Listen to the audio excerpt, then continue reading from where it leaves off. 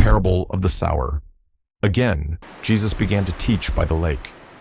The crowd that gathered around him was so large that he got into a boat and sat in it out on the lake, while all the people were along the shore at the water's edge.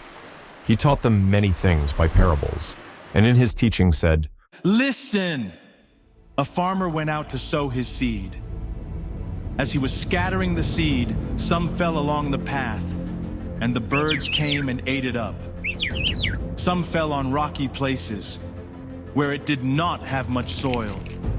It sprang up quickly, because the soil was shallow. But when the sun came up, the plants were scorched, and they withered, because they had no root. Other seed fell among thorns, which grew up and choked the plants, so that they did not bear grain. Still, other seed fell on good soil. It came up, grew, and produced a crop, some multiplying 30, some 60, some 100 times." Then Jesus said, "Whoever has ears to hear, let them hear." when he was alone, the 12 and the others around him asked him about the parables. He told them, "The secret of the kingdom of God has been given to you. But to those on the outside, everything is said in parables, so that they may be ever seeing but never perceiving, and ever hearing but never understanding. Otherwise they might turn and be forgiven." Then Jesus said to them, "Don't you understand this parable? How then will you understand any parable? The farmer sows the word. Some people are like seed along the path, where the word is sown. As soon as they hear it, Satan comes and takes away the word that was sown in them. Others, like seed sown on rocky places, hear the word and at once receive it with joy. But since they have no root, they last only a short time. When trouble or persecution comes because of the word, they quickly fall away. Still others, like seed sown among thorns, hear the word, but the worries of this life, the deceitfulness of wealth, and the desires for other things come in and choke the word, making it unfruitful. Others, like seed sown on good soil, hear the word, accept it, and produce a crop, some 30, some 60, some 100 times what was sown." a lamp on a stand. 21. He said to them, "Do you bring in a lamp to put it under a bowl or a bed?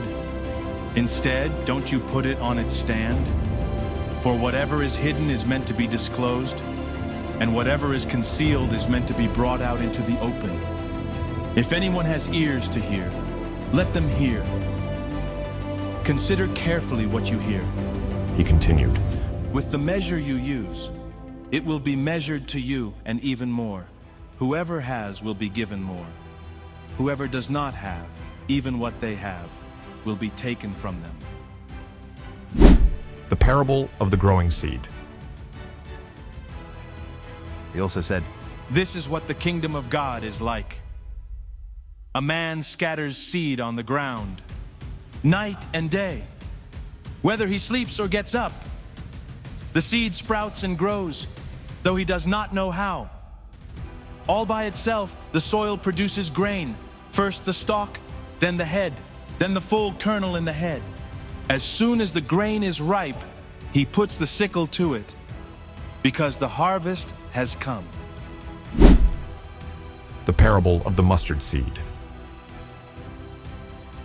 again he said, "What shall we say the kingdom of God is like?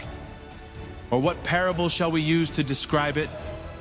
It is like a mustard seed, which is the smallest of all seeds on earth. Yet, when planted, it grows and becomes the largest of all garden plants, with such big branches that the birds can perch in its shade." With many similar parables, Jesus spoke the word to them as much as they could understand. He did not say anything to them without using a parable, but when he was alone with his disciples, he explained everything. Jesus calms the storm.